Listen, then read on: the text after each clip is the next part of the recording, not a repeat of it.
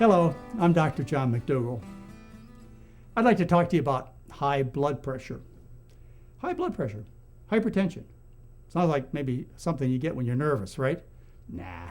High blood pressure is something that we measure in a doctor's office.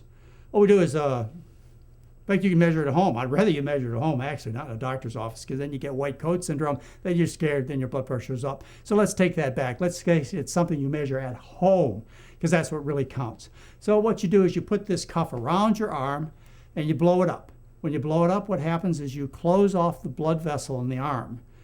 And because you completely closed off the blood vessel, if you put a stethoscope below the cuff, or there are sensing devices in the cuff that measure when the blood is completely closed off and the pressure is high enough to completely close off the blood flow in that particular artery.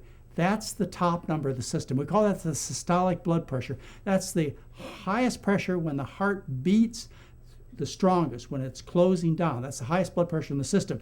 So then what happens is you release the blood pressure cuff slowly, and what you hear is you hear a slapping sound.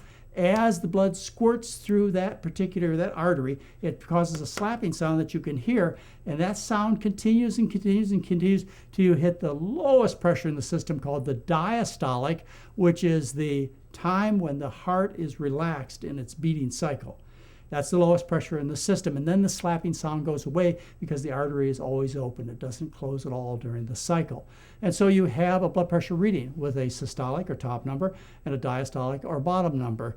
And that's a measurement that you ought to take at home, record, and discuss with your private medical doctor. Because I bet when you go into that doctor's office, you'll be scared just like I am.